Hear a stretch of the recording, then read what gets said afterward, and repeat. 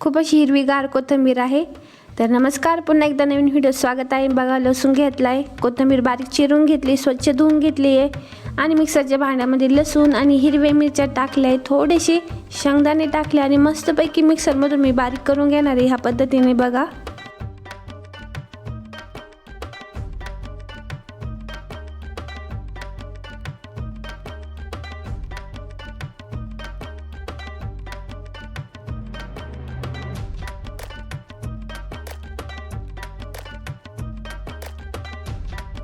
तर आता आपलं वाटण मिक्सरमधून बारीक झालेलं आहे। हे बघा, असं थोडंसं आपट-धोपटच ठेवायचं आहे, आपल्याला पाणी वगैरे टाकायचं नाही त्यामध्ये। आणि शेंगदाणे टाकले तर शेंगदाण्याने काय होते, मस्तपैकी चव येते।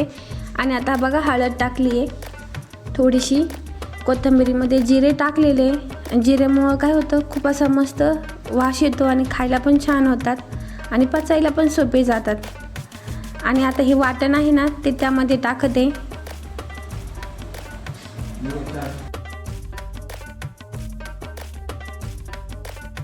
चवीनुसार मीठ टाकलेलं आहे। आणि आता यामध्ये का गव्हाचं पीठ, समजा 3 वाट्या गव्हाचं पीठ घेतलं तर 1 वाटी बेसन पीठ घेतलं आहे आणि मस्तपैकी चाळून घेतलेलं आहे मी या पद्धतीनं।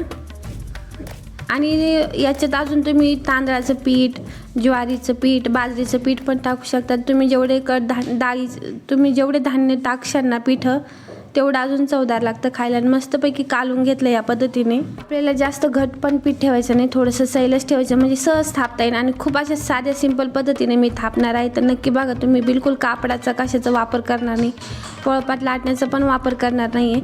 आणि बघा, तव्यावरती सगळीकडून तेल मस्तपैकी पसरून घेतलं आहे। आणि आपलं जे पहिलं धपाटा असतं ना, आपल्याला थापायचं असतं, तेव्हा थोडंसं जास्त तेल टाकावं, म्हणजे धपाटा आपल्या तव्याला चिकटणार नाही आणि थोडंसं चांगलं कुरकुरीत क्रिस्पी होईल ते।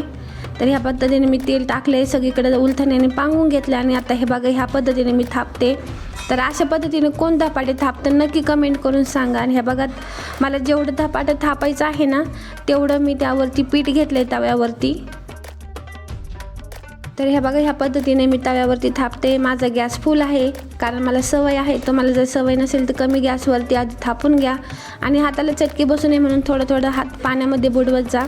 आणि ह्या पद्धतीने मस्तपैकी सगळीकडून चारी बाजूला असं मस्त गोल आकार द्या। आणि बरोबर ते जे धपाटे आहे ना, पीठ मस्तपैकी लांबलं जातं ह्या पद्धतीने, मस्त गोल आकार द्या।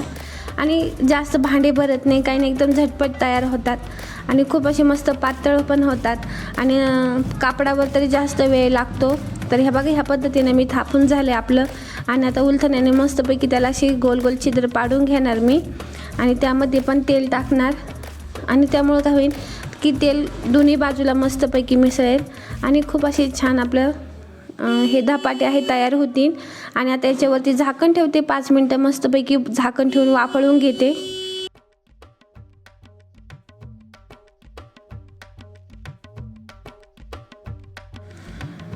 तर हे बघा, तेल बिल मस्त टाकलेलं आहे त्याच्यावरती। आता झाकण ठेवणार आहे मी। हे बघा, झाकण ठेवलं 5 मिनटं किंवा 1-2 मिनटं तरी जो मी झाकण ठेवलं तरी मस्तपैकी वाफळून निघतात। हे बघा, ह्या पद्धतीने बघा किती सुंदर दिसतात आणि खायलासुद्धा तेवढे अप्रतिम आणि खूप असे टेस्टी लागतात। तर नक्की करून बघा।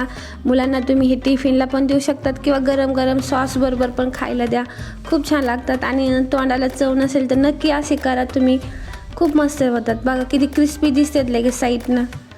आणि हे बघा, असेच मस्त गरम गरम सर्व करते। आणि असे सगळे मी धपाटे तयार करून घेते। कोणी याला थालीपीठ पण म्हणतात, तुम्ही काय म्हणतात ते कमेंट करून सांगा। आम्ही तर याला धपाटेच म्हणतो आपल्या एकदम गावरान भाषेमध्ये। आणि मस्तपैकी तेल टाकून पुन्हा अजून मस्त त्याला क्रिस्पी करून घेते।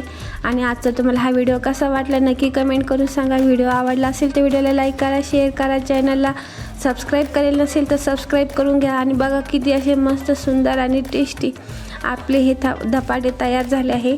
आणि व्हिडिओ पाहिल्याबद्दल तुमचे खूप खूप आभार, धन्यवाद।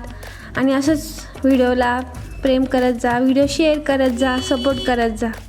बघा, खूप असे मस्त तयार झाले आणि ह्या पद्धतीनेच मी सगळे बनवून घेते आणि मुलांना आता ताटामध्ये वाढून सर्व करते। पुन्हा एकदा व्हिडिओ पाहिल्याबद्दल धन्यवाद, आभार।